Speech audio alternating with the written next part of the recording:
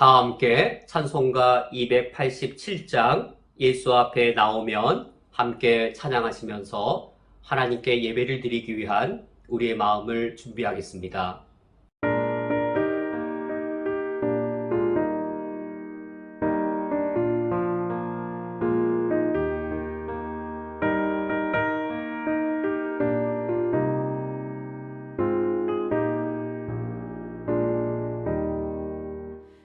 예수 앞에 나오면 죄사함 받으며 주의 품에 안기고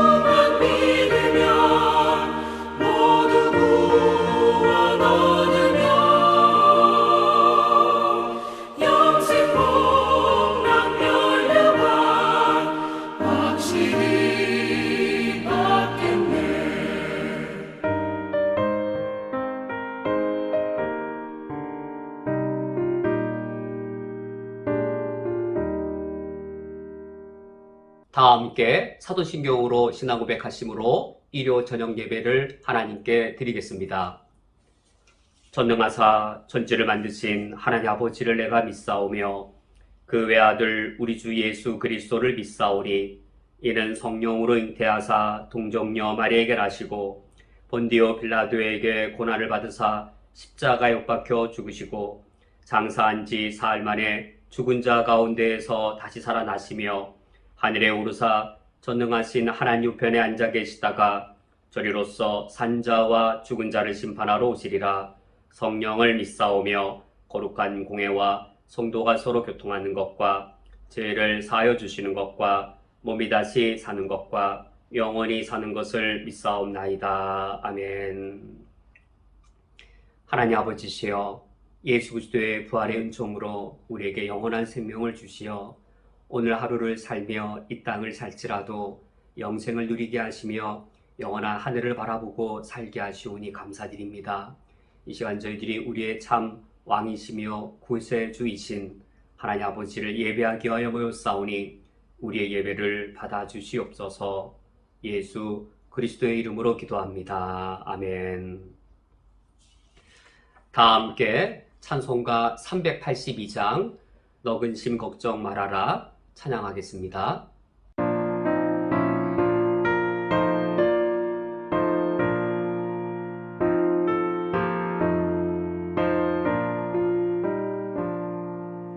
너 근심 걱정 말아라 주 너를 지키리 주 날개 밑에 거하라 주 너를 지키리 주 너를 지키리 아무 때나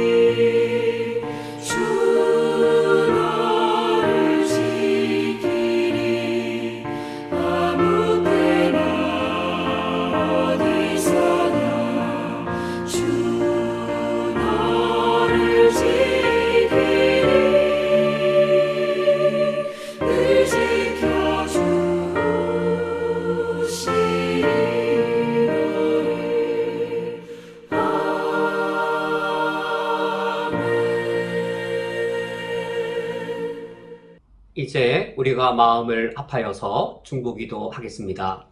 먼저 쿠웨이트 국가를 위하여 기도를 부탁드립니다. 쿠웨이트가 코로나와 저유가의 경제 위기를 잘 극복할 수 있도록 뉴 쿠웨이트 2035 전략을 통하여서 장기적인 국가 개발 계획을 진행할 수 있도록 행정부와 입법부의 원활한 협력과 이로 인하여서 안정적인 정책이 추진될 수 있도록 우리 교회를 위하여 기도를 부탁드립니다. 중동 땅에서 예수 그리스도를 고백하는 예배 공동체가 되게 하소서. 선교사와 이슬람 선교지를 섬기는 선교의 사명을 감당하게 하소서. 한국교회 밖에서 한국교회를 섬길 수 있게 하옵소서. 한국교회를 위하여 기도를 부탁드립니다. 한국교회가 이 시대의 청년들을 격려하고 위로할 수 있게 하옵소서. 한국 내에 점차 증가하는 무슬림을 섬기는 길을 준비하게 하옵소서. 신학교가 목회자 양성의 높은 수준과 엄격함을 갖추게 하옵소서. 이상의 기도 제목으로 우리가 마음을 합심하여서 기도하겠습니다.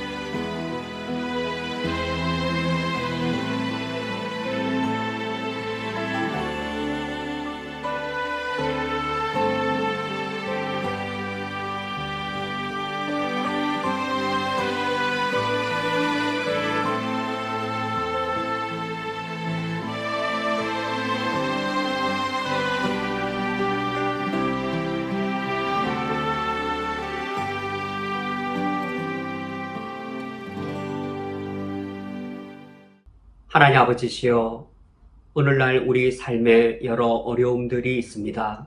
코로나의 위기와 이로 인한 경제 위기가 우리 삶 속에 무겁게 있습니다. 그러나 저희들이 광야 같은 인생길을 살아갈 때에 우리 홀로 살아가는 것이 아니라 우리 삶을 인도하시며 또 그 여정 속에 우리를 보호하시는 하나님이 우리와 함께 하시오니 하나님을 믿는 믿음으로 저희들이 담대하며 하나님을 의지하는 그 용기로서 우리 삶에 놓여진 여러 어려움들을 이겨낼 수 있도록 우리들을 힘있게 해 주시옵소서. 코로나의 위기보다 또 코로나 시기의 경제 위기보다 하나님의 자비가 더 풍성하며 우리를 지켜주신 하나님의 능력이 더 크시오니 코로나의 위기가 다 끝난 이후에 돌아볼 때에 하나님이 얼마나 크시며 그 크신 능력이 얼마나 자상하여 우리를 세밀하게 도우셨는지 주님을 더욱더 찬송할 날을 저희들이 바라보게 하여 주옵소서. 이런 시기에 저희들이 하나님 아버지 앞에 간구하옵기는 우리 대한민국의 청년들과 그리고 쿠웨이트에서 우리와 함께 신앙생활하는 우리 교회 청년들을 위하여 기도하오니 우리 청년들을 기억하여 주시옵고 우리 청년들을 강하게 세워주시오며 지금 우리 청년들이 삶과 또 몸으로 부딪혀야 될 여러 어려움들을 이겨낼 수 있도록 하나님께서 위로하여 주시옵소서. 우리 청년들이 대다수가 대학 졸업을 위하여 매우 힘을 썼으며 힘들게 대학교를 졸업했습니다.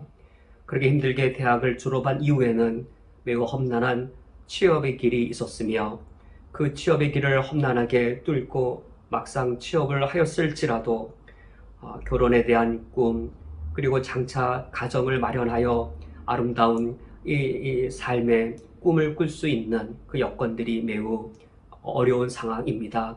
우리 청년들이 현재 놓여진 이 현실로 인하여서 낭망하지 않게 하여 주시옵소서. 취업한 후에 결혼에 대한 꿈을 꾸는 것이 마땅하며 또 대학을 졸업한 이후에 10년을 노동하고 성실하게 일하였으면 자기 집을 마련할 수 있는 것이 정상적이온데 그러나 대한민국의 현실이 결코 그러하지 않습니다. 우리 청년들이 자신의 가정을 이루고 자신의 집을 자신의 노동으로 소유할 날을 꿈꾸기에 우리 대한민국의 현실이 오늘날의 현실이 결코 녹록지 않습니다.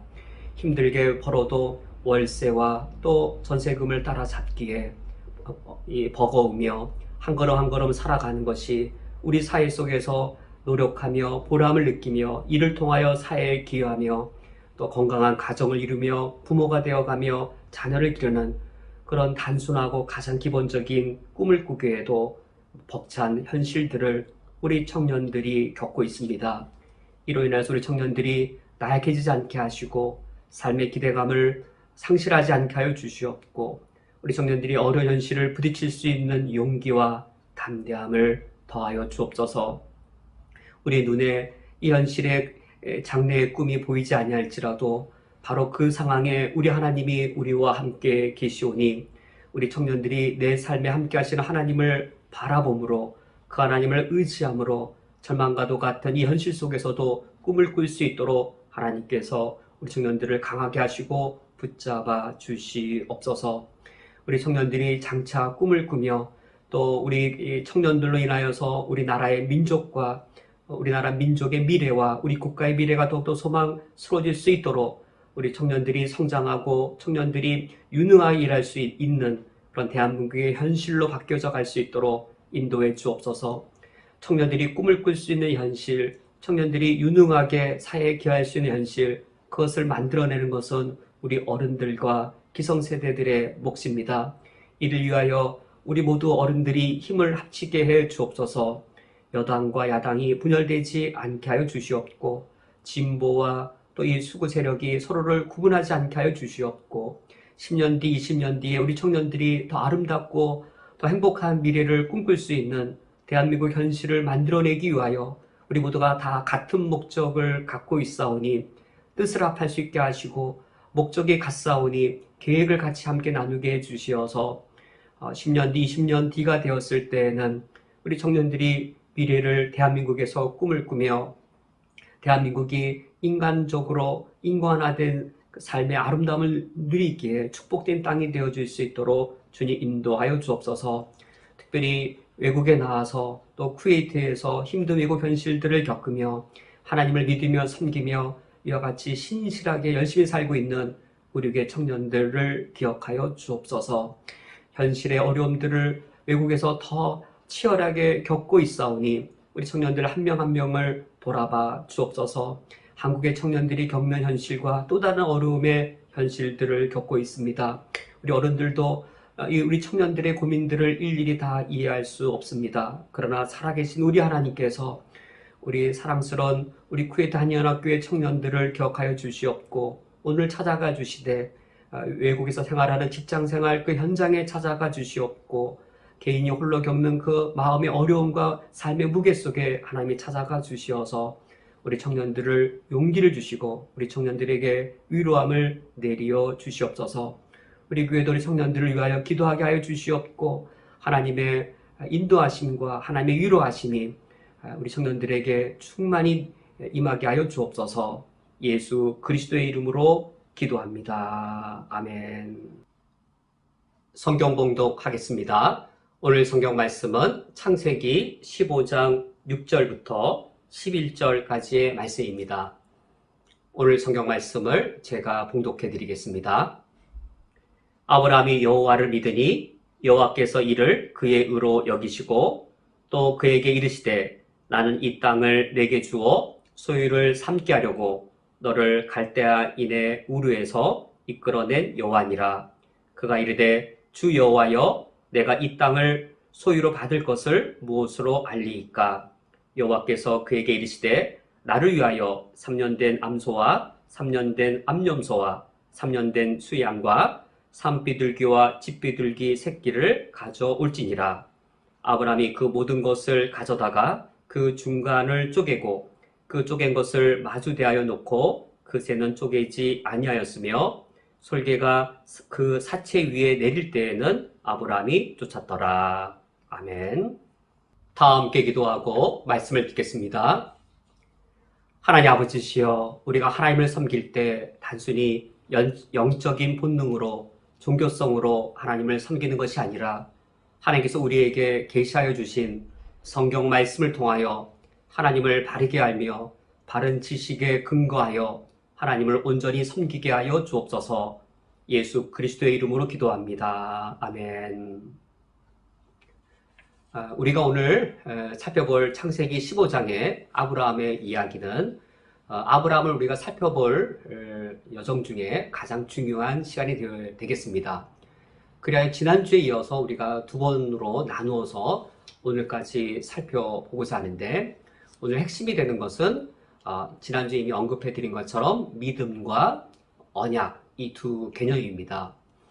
아브라함을 통하여서 이미 하나님께서는 믿음에 대한 개념을 가르쳐 주셨고, 그리고 아브라함과 언약을 맺으셨습니다.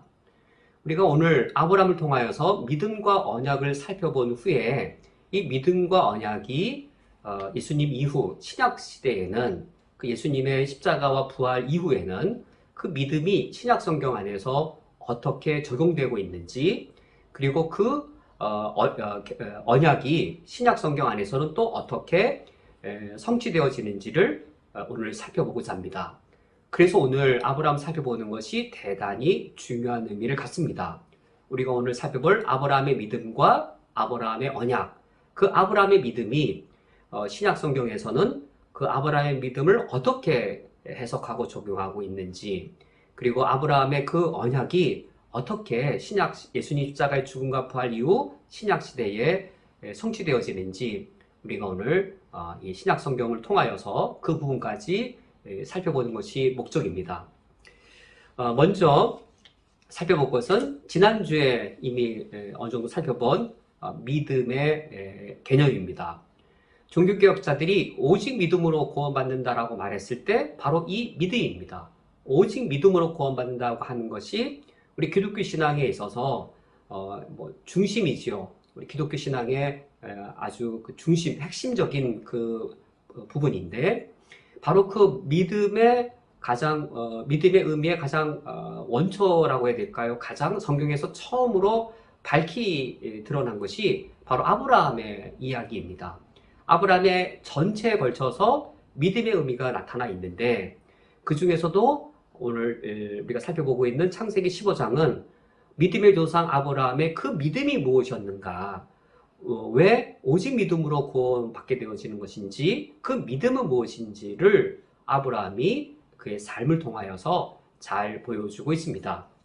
그것을 우리가 이미 지난주에 어느 정도 살펴본 것처럼 창세기 15장 5절에 하나님이 밤중에 아브라함을 장막 바깥으로 이제 인도하십니다. 그리고 하늘의 별들을 바라보게 하시면서 이 무별을 셀 수 있나 보라라고 말씀하시면서 너의 후손이 이처럼 많을 것이다 라고 하나님이 약속하실 때에, 아주 중요한 성경이죠. 우리가 읽은 성경 본문의 첫 구절이기도 하죠.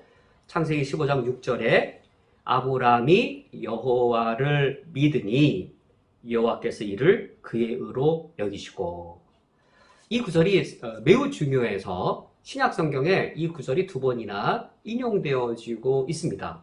아브라함이 여호와를 믿으니, 이 믿음이 여호와께서 이를 그의 의로 여기시고 하나님이 의로 여기시는 근거가 되었습니다.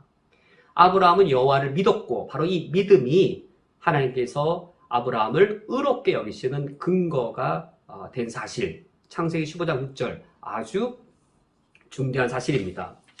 그러므로 하나님께서 의롭게 여기시는 믿음, 아주 중요한 개념이죠. 하나님께서 의롭다고 여기시는 믿음, 과연 무엇일까? 그리고 그 믿음으로 우리가 의롭다 여기를 받는데 그 의란 무엇인가? 이것이 우리가 기독교의 복음을 이해함에 있어서 아주 중요한 부분입니다. 먼저 이때 믿음이라고 하는 것은 우리가 워낙 불충분하거나 부정확하거나 그릇된 사실로 우리가 이미 많이 믿음을 접해서 이 믿음에 똑같이 믿음이라는 단어를 써도 내가 생각하고 있는 그 믿음의 의미가 성경에서 말하는 그 믿음이 아니라 우리 영적인 본능, 종교성에서 말하는 믿음에 의해 많이 오염되어질 수 있습니다. 대표적으로 잘못된 믿음을 전파하는 것이 오늘날 번영신학과 형통의 복음에서 전파하는 것인데 이제 가장 오늘날 유행하고 있는 잘못된 이 믿음은 이제 긍정의 힘이죠. 긍정의 힘. 한국에서 뭐 아주 베스트셀러 중에서도 크게 베스트셀러가 된 긍정의 힘.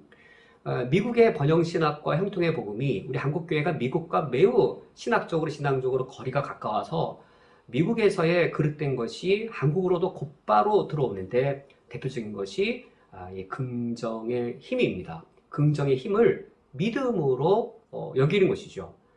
오히려 기독교 본질에 있어서 믿음이란 긍정의 힘이 아니고 자기를 부인하는 것이죠. 오히려 참된 믿음은 자기 절망 가운데 나오죠.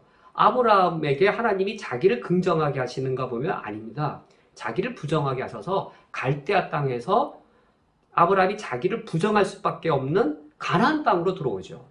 그리고 자기를 그나마 긍정할 수 있는 75세 때에는 아들을 안 줍니다. 99세 때가 되면 아브라함도 자기가 포기합니다. 하나님 내가 무슨 아들을 낳냐고. 자기가 자기를 부정할 그 100세 때 하나님이 아들을 낳게 하셔서 기독교의 신앙의 힘은 긍정의 힘이 아니고 자기를 철저하게 부인하고 철저하게 자기를 절망함에서 오는 것이지 이제 긍정의 힘에서 나오는 게 아니고 이 미국의 이 긍정의 힘은 그 이전 세대 로버트 슐러 목사의 적극적 사고방식에 뿌리를 두고 있습니다. 적극적 사고방식, 로버트 슐러의 아주 그릇된 더러운 가르침이죠. 적극적 사고방식을 이제 그 믿음인 것처럼 가르쳤고 로버트 슐러 이후에 이제 현대에 이르러서는 이제 긍정의 힘으로 적극적 사고방식이 다른 이름으로 더 세련된 형태로 등장하지만 로버트 슐러의 적극적 사고방식의 철학이나 긍정의 힘의 철학을 보면 둘 다 같은 걸 주장하고 있고 결코 기독교의 복음이라고 할 수 없습니다. 이런 긍정의 힘도 올바른 믿음이 아니겠고 또 과거나 지금이나 여전히 그 오해되어지고 있는 이 맹신이라든지 믿사오니 의심하지 않고 믿사오니라고 무조건 자기 욕망을 투사해서 그것이 될 줄로 믿겠다라고 하는 그런 이 맹신이라든지 이런 것들은 결코 기독교의 믿음과 거리가 먼 인간의 영적인 본능, 인간의 영적 본능이 있어서 본능적으로 즉 종교성에 의해서 이제 믿는 거죠. 이러한 긍정의 힘이나 맹신이나 믿사오니에 대한 어떤 믿음주의 이런 것들은 다른 종교에 가서도 다른 종교에도 다 보여지는 보편적인 영적인 본능, 종교성에 불과합니다. 이것에 비하여서 우리가 지난주에 이미 보았고 오늘 우리가 보게 될 아브라함의 믿음, 창세기 15장에서 아브라함의 행동을 통하여 보여지는 아브라함의 믿음은 과연 어떤 것인가? 아브라함은 자기를 긍정하거나 자기에 대한 또 소망을 가질 수 있는 상황이 아니었습니다. 절망적이었고 하나님께 대해 실망하였고 하나님 내게 뭘 주려고 합니까? 나는 이제 포기했습니다. 그저 다메섹 엘리에셀이나 내 후계자가 되면 그것으로 만족합니다 라고 절망하고 오히려 포기할 때에 하나님께서 긍정적으로 생각해라, 적극적으로 사고방식을 가져라, 무조건 된다라고 믿어라 라고 하신 것이 결코 아니었습니다. 아브라함에게 있어서의 창세기 15장에 드러난 믿음이라고 하는 것은 무엇이었냐면 전적으로 자기 것을 포기하는 것이었습니다. 자기가 절망한 것에 대해 전적으로 다 내려놓는 것이었습니다. 전무해지는 겁니다. 기독교의 믿음이란 하나님 아버지 앞에 내가 nothing이 되는 겁니다. 내가 전적으로 전무한 존재가 되어지는 겁니다. 내가 전무한 존재가 되어지되 그만큼 하나님만을 전적으로 신뢰하는 겁니다. 무조건적으로 신뢰하는 겁니다. 하나님이 everything, 전부가 되신 겁니다. 기독교의 믿음이란 하나님 앞에 내가 전무한 존재가 되어지고 그리고 하나님이 나의 전부가 되어지시는 거죠. 그래서 어거스틴이나 루터도 그러했고 켈빈도 그랬고 믿음의 의미를 이렇게 말합니다. 내가 완전히 죽을 때 내가 완전히 죽어야 하나님이 일을 하신다. 이것이 기독교의 영성이고 이 영성이 바로 기독교의 믿음입니다. 내가 전무한 존재가 되고 내가 완전히 죽은 자가 되어졌을 때 하나님이 일을 하시는데 하나님이 일을 하시도록 하기 위해 내가 죽어진 겁니다. 하나님이 나의 전부가 되시기 위하여 내가 전무한 존재가 되는 겁니다. 하나님이 나의 전부가 되셨을 때 그건 이겁니다. 하나님의 계획을, 하나님의 뜻과 목적을 내가 그대로 받아들이고 거기에 나를 전적으로 의탁하는 겁니다. 이게 믿음입니다. 기독교의 믿음이란 하나님 아버지 앞에 하나님을 전적으로 신뢰하여서 나는 전무한 존재가 되어지고 내가 하나님을 전적으로 신뢰함으로 하나님이 나의 전부가 되셔서 하나님의 계획과 뜻과 목적을 내가 그냥 받아들이는 겁니다. 단순하게 받아들이는 겁니다. 받아들일 때 내가 하나님께 나를 의탁하는 것이죠. 내가 하나님 안에 있고 하나님이 내 안에 계신, 내가 하나님이 안에 있고 주님이 내 안에 계셔서 근데 하나님이 내 안에 계셔서 하나님이 사라지는 게 아니고 내가 하나님 안에 거함으로 내가 사라지는 겁니다. 그게 기독교의 믿음입니다. 이방 종교의 믿음은 신이 내 안에 와서 신은 사라지고 내가 살아나는 겁니다. 하나님 내가 정말로 이번에 집을 10억짜리 꼭 이번에 당첨받아야 되겠는데 주여 되실 줄로 믿습니다라고 할 때 하나님도 나를 위해 봉사하셔야 되고 하나님의 뜻과 계획도 내 뜻과 계획에 맞춰져야 돼서 하나님은 사라지고 내가 살아나는 것이죠. 그거는 영적 본능, 이 종교성에 의한 이교적인 믿음입니다. 그러나 창세기 15장에서 보여지는 아브라함의 믿음은 무엇이냐면 오히려 자기의 뜻과 목적은 다 사라집니다. 전무해집니다. 그냥 하나님이 하늘의 별들을 보여주시면서 내가 너에게 이런 계획을 갖고 있고 내가 너를 통하여 이 땅의 모든 민족을 축복받게 할 계획을 갖고 있다고 말할 때 아브라함이 하나님의 계획을 그저 받아들입니다. 그리고 그 계획에 하나님 나를 쓰십시오라고 내 삶을 하나님의 도구로 사용하십시오라고 나를 전적으로 의탁합니다. 이것은 무슨 마법이나 어떤 미신이나 주술적인 그런 관계를 신과 그의 백성이 관계를 맺는 것이 아니고 철저하게 인격적인 것이죠. 아브라함이 믿는 아브라함의 하나님과 아브라함의 선택하신 아브라함 사이에 철저하게 인격적인 교류 가운데 아브라함 하나님 아버지 앞에 무릎을 꿇고 자기가 낮아지고 전무한 존재가 되어서 자기를 전적으로 하나님께 의탁하는 그 믿음을 보셨을 때 하나님이 이러한 믿음을 의라고 여기십니다. 그게 창세기 15장 6절이지요. 아브라함이 여호와를 믿으니 여호와께서 이를 그의 의로 여기셨다. 이때 의란 무엇이겠는지요? 이때 의란 하나님, 인간과 인간 사이의 의라고 말하면, 그러니까 사람과 사람 사이의 의라고 말한다면 공의 또는 정의. 그러니까 하나님의 의는 정의나 공의를 넘어선 더 넓은 개념입니다. 하나님의 그 의에는 자비나 궁율이 포함되어져 있는 것이죠. 공의와 정의만 있는 의가 아니라 여기에 하나님의 자비와 궁율, 하나님의 용서 이게 다 포함되어져서 하나님의 의를 이루는 것인데 사람과 사람 사이의 그런 의의 개념이라고 하는 것은 어떤 인간과 인간 간의 정의로서 인간과 인간 관계가 회복되지 않죠. 만약에 정의로 또 어떤 이 공의로만 행한다면 두 사람 사이가 누가 하나는 죽어야 될 수도 있는 것이죠.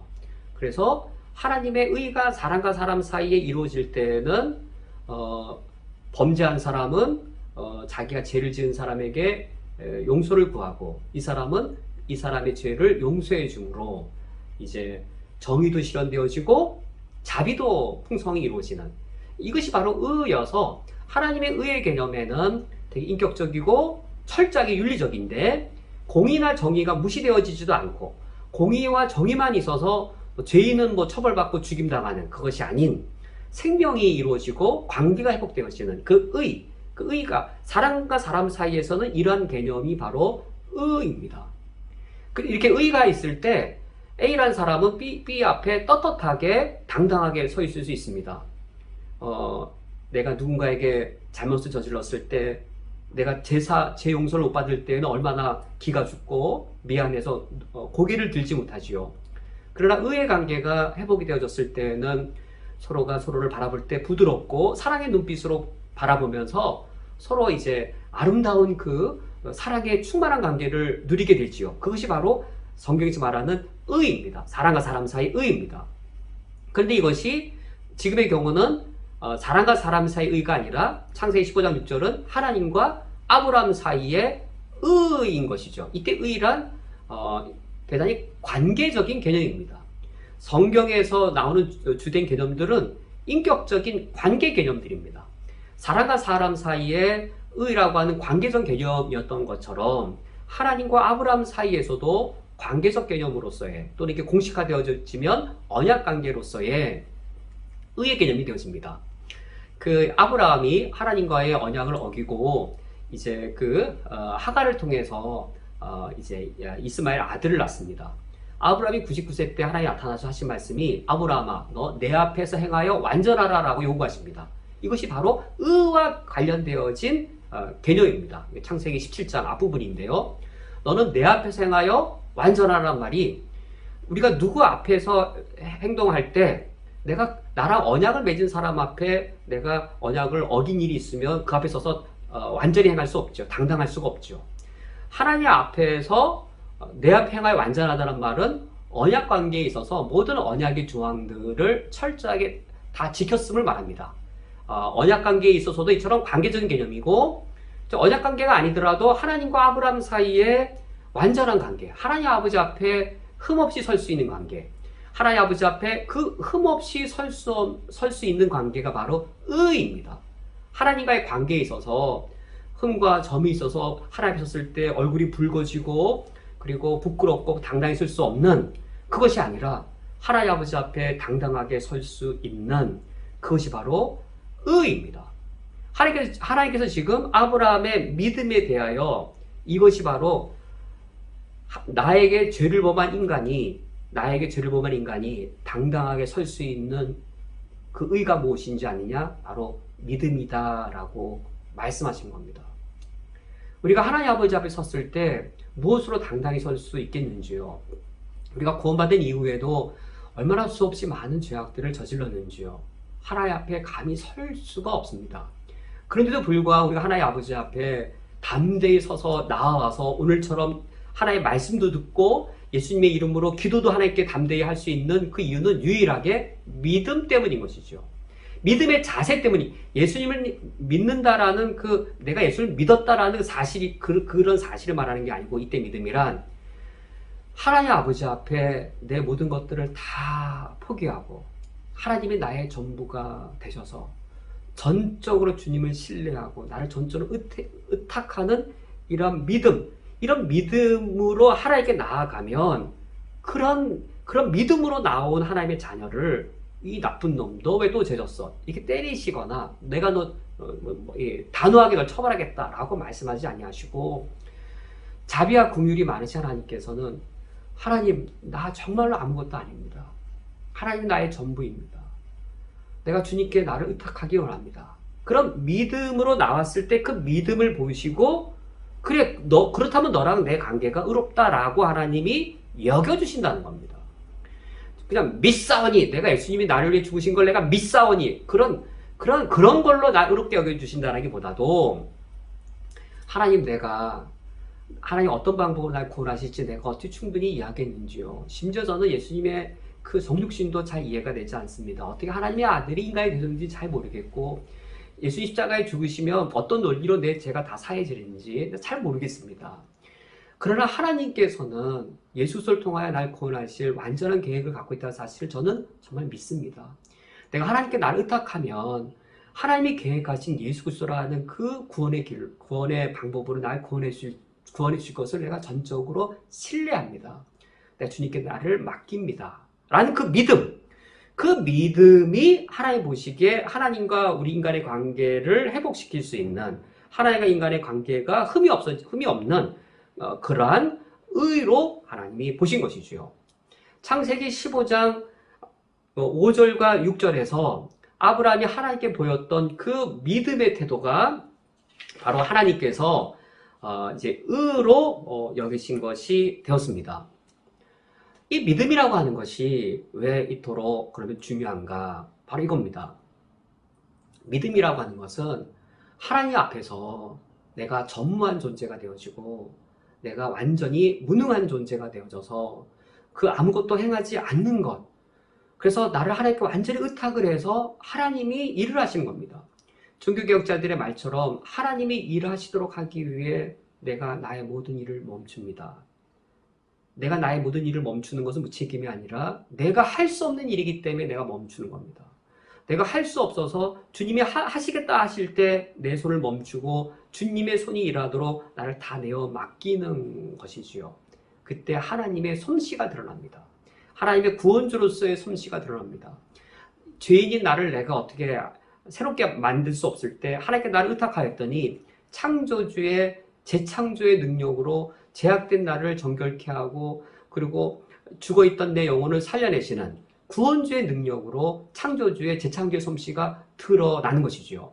믿음이라고 하는 것은 내가 내 일을 멈춤으로 하나님이 일을 하게 하시는 것, 그런 믿음을 하나님께서 의로 여기셨습니다. 이런 믿음에 대하여서 신약 성경에서 이제 특히 사도 바울이 이 믿음을 잘 증거합니다. 사도 바울에게 있어서는 이제 사도행전에 보면 유대인의 회당에 가서 복음을 전하지요. 유대인의 회당에 가서 복음을 전할 때 그 대상들은 누구냐면 유대인들이어서 아브라함을 이미 익히 잘 알고 있는 사람들입니다. 아브라함의 모든 이야기를 잘 알고 있는 그들을 대상으로 아브라함의 믿음을 해석하는 것이죠. 아브라함의 믿음을 해석하시면서 유대인들이 한번 보십시오. 바리새인의 의로, 서기관의 의로 우리가 의롭다함을 얻을 수 있겠습니까?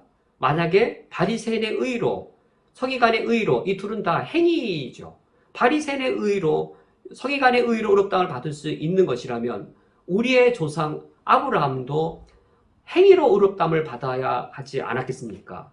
하지만 여러분들이 이미 토라를 읽어보셨고 창세기 15장 6절 말씀을 이미 암송하고 계실 터인데 우리 조상 아브라함이 과연 하나님 아버지 앞에서 흠없다, 하나님 아버지 앞에서 의롭다라고 하는 것, 과연 무엇으로 아브라함이 그것을 얻게 되었는지요?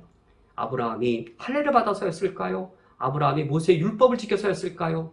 그렇지 않고 창세기 15장 6절 말씀에 의하면 아브라함이 이와 같은 의미로 하나님을 믿었을 때의 그 믿음을 의로 여기신 것이지 할례를 행하거나 율법을 행하는 행위로서 행위를 보시고 의로 여기신 것이 아니지 않습니까? 그러므로 믿음으로 구원받는 사실은 바울인 내가 새롭게 만들어 창안해낸 구원의 길이 아니라 이미 우리 조상 때부터 우리의 시조 아브라함 때부터 온 인류를 구원하기 위한 하나님의 구원의 길이었습니다. 라고 사도 바울이 사도행전에 나타나는 그 여러 유대인들의 회당에 가서 복음을 전할 때 전했던 복음이고 바울이 전했던 그 복음을 로마서에 기록했고 갈라디아서에도 기록했습니다.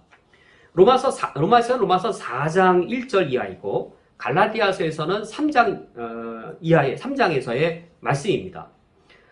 오늘 4장 1절 로마서 4장 1절 이하의 말씀을 제가 읽어드리면 로마서 4장 1절 말씀에 그런즉 육신으로 우리 조상인 아브라함이 무엇을 얻었다 하리요. 여기 육신의 조상, 육신으로 우리 조상인 아브라함 과연 무엇을 얻었다 하리요 라고 할 때 여기서 육신으로가 무엇을 얻었다 하리요 이렇게 연결되는 것이죠. 우리 조상인 아브라함이 육신으로 무엇을 얻었다 하리요. 과연 육신으로는 무엇을 얻었겠습니까? 이 육신에 속하는 것이 대표적인 것이 할례이겠고 또 한 가지는 육신의 행위들이겠죠. 육신으로 과연 우리 아브라함이 무엇을 얻었다 하겠습니까? 라고 하면서 로마서 4장 2절 말씀 만일 아브라함이 행위로서 의롭다 하심을 받았으면 자랑할 것이 있으려니와 하나님 앞에서는 없느니라 라고 이 사도 바울이 선언을 합니다. 이 그 당대에, 사도 바울 당대에는 행위, 즉 서기관의 행위, 바리새인의 행위, 그 행위로서 바리새인의 의, 서기관의 의, 이때 의란 하나님 아버지 앞에 흠없이 설 수 있는 걸 말하는 것이죠. 과연 그것이 행위로서 된 행위이겠느냐라고 하면서 로마서 4장 3절 성경이 무엇을 말하느냐, 이때 성경은 창세기입니다. 아브라함이 하나님을 믿음에 그것이 그에게 의로 여겨진 바 되었느니라. 로마서 4장 3절이 바로 창세기 15장 6절의 인용입니다. 사도 바울이 로마서에 지금 창세기 말씀을 인용하면서 아브라함이 하나님을 믿음에 그것이 그에게 의로 여겨진 바 되었다라고 지금 사도 바울이 아브라함의 믿음을 해석하고 적용하고 있습니다. 이때 여기서 로마서 4장에서 사도 바울이 아브라함의 믿음을 통하여 가르침받는 이것이죠. 오직 믿음으로 하나님 아버지 앞에 의롭다함을 받을 수 있습니다. 오직 믿음으로 하나님께 의롭다함을 받는다는 이 원리는 이미 하나님이 우리를 인류를 구원하고자 처음 계획하셨을 때부터 하나님이 세우신 구원의 길이었습니다. 하나님은 처음부터 믿음으로 우리를 구원에 이르고자 하셨고 행위가 아닙니다 라는 사실을 로마서 4장에서 논증하고 입증하고 있습니다. 사도 바울이 또 한 번 더 이제 갈라디아서에서도 이 창세기 15장 6절 말씀을 인용하는데 기본적 의미는 같지만 다른 문맥이었기 때문에 또 다른 사실을 증거하기 위해서 창세기 15장 6절을 인용합니다. 갈라디아서 3장 5절 말씀을 제가 읽어드리면 너희에게 성령을 주시고 너희 가운데 능력을 행하시는 이의 일이 율법의 행위에서냐 혹은 듣고 믿음에서냐. 여기 5절 말씀에 너희에게 성령을 주시고 너희 가운데 능력을 행하시는 이의 일. 여기 성령 주셔서 우리 가운데 능력을 행하신다라고 하는 것이 구원 사역입니다. 하나님께서 우리에게 성령을 주셔서 우리의 죄를 깨닫게 하고 성령께서 우리에게 회개케 하셔서 성령이 우리에게 회개의 영이 되시는 것이죠. 내가 얼마나 무능하고 무기력한지, 그럼에도 불구하고 내가 하나님 없이 살겠다고 하나님께 대적하였던 것들, 하나님 아버지 앞에 내 계획과 내 능력을 끝까지 붙잡고자 했던 것들, 그게 죄인 것을 성령께서 깨닫게 하셔서 우리를 회개케 하시는 것이죠. 우리에게 회개의 영을 불어넣어 주신 분이 바로 성령이신데, 우리가 이처럼 회개할 뿐만 아니라 우리에게 마음 문을 열 수 있도록 하나님 아버지 앞에 무릎을 꿇고 나는 전무한 존재입니다. 난 죽을 죄인입니다. 하나님 아버지 앞에 무릎 꿇고 내 마음을 열어서 예수 그리스도를 향해 내 마음을 열고 주님께 나를 전적으로 의탁하고 주님이 내 마음에 들어오실 수 있도록 믿음을 주시는 분, 믿음을 가능케 하시는 분이 바로 성령님이시죠. 그래서 그걸 통해서 우리가 구원에 이르게 되어지는데, 이와 같이 하나님께서 우리를 구원하셨던 그 일이 지금 5절 하반절 율법의 행위에서냐 혹은 듣고 믿음에서냐, 이와 같은 일들이 어떻게 갈라디아 교회 너희들에게 일어나게 되었느냐라고 지금 묻고 있습니다. 바울이 이렇게 묻는 배경은 갈라디아 교회는 본래 사도 바울이 처음 복음을 전하여서 개척한 교회였습니다. 바울이 처음 복음을 전하였을 때 너희들이 어떻게 처음 구원받았느냐 한번 돌아보아라.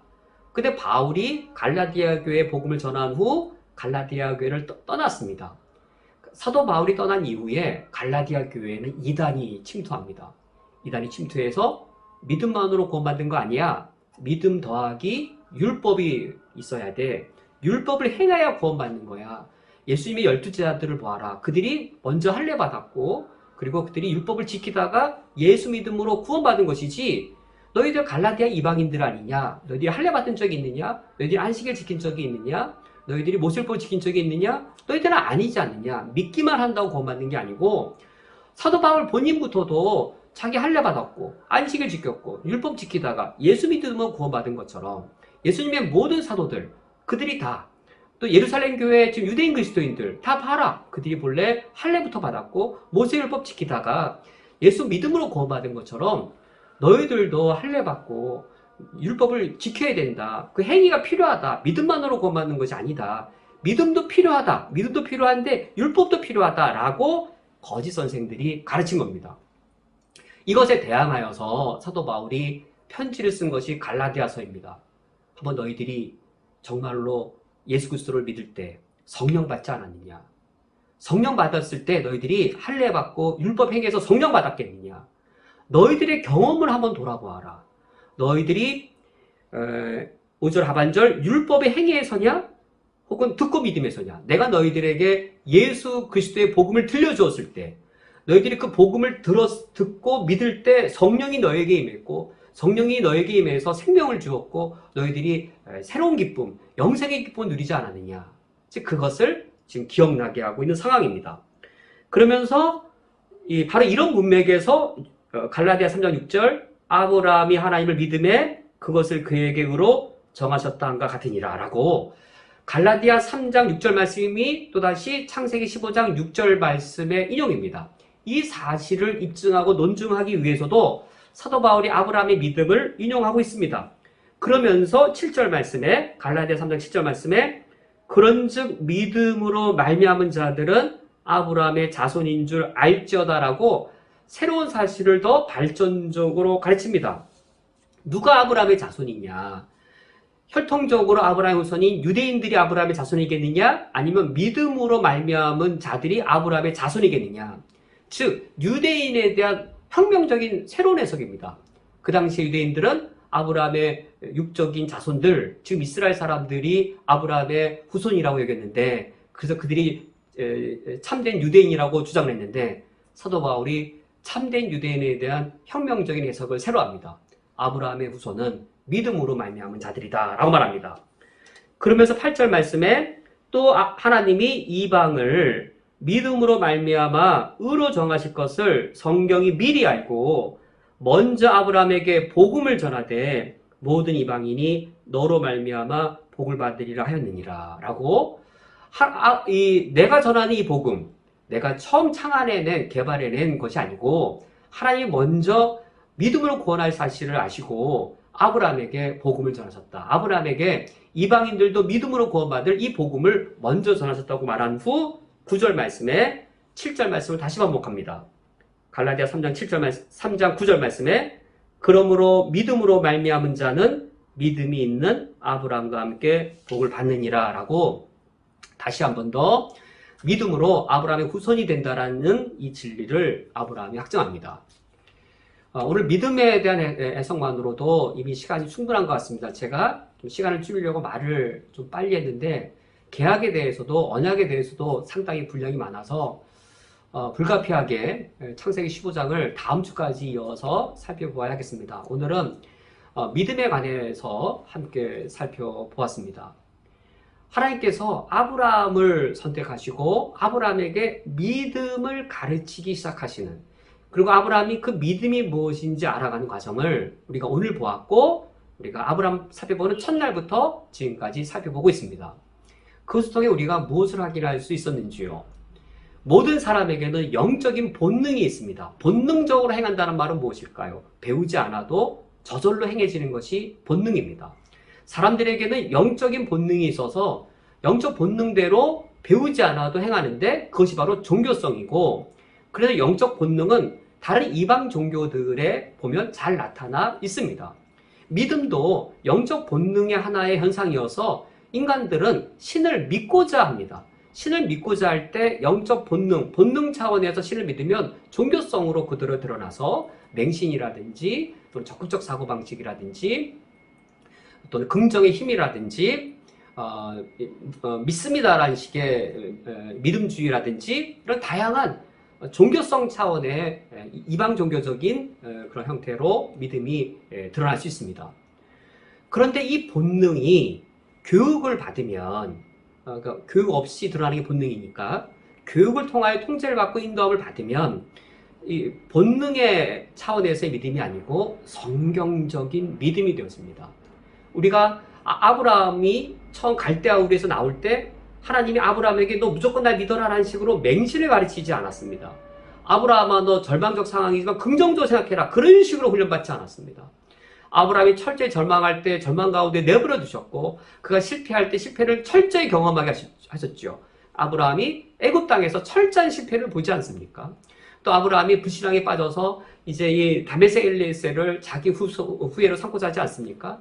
아브라함에게 철저하게 실패를 경험하게 하면서 그걸 통해 아브라함의 종교성 차원의 미신적 신앙을 기독교 신앙으로 연단시키시고 바꿔 나가시는데 바로 결정적으로 창세기 15장에서 아브라함이 기독교적 믿음을 가져갑니다. 하나님 앞에 전무한 존재가 되고 하나님 앞에 나는 모든 걸 다 내려놓고 하나님이 나의 전부가 되셔서 하나님을 그대로 받아들이는 그래야 내가 하나님께 전적으로 의탁된 존재가 되어지는 나는 죽고 하나님이 사시는 하나님이 나의 주인이 되시고 나의 왕이 되시는 하나님이 내 삶의 그 중심에 계시는 그 CCC에서 이제 이 사형리의 의자에 그 예수님이 앉아 계시는 예수님이 주가 되시는 나는 전적으로 죽고 그리스도가 살아계시는 그 믿음을 하나님께서는 아브라함에게 훈련시키시는 장면입니다. 우리가 오늘 기독교적인 믿음의 의미를 살펴보았고 이런 창세기의 아브라함의 믿음을 사도 바울이 갈라디아서와 로마서에서 어떻게 기독적 믿음으로 재해석함으로 선교의 길을 열었는지를 보았습니다. 우리가 하나님을 믿는 믿음, 종교성 차원이 아니라 성경의 가르침대로 우리가 바른 믿음으로 하나님을 섬길 수 있기를 주님의 이름으로 축원드립니다. 함께 기도하겠습니다.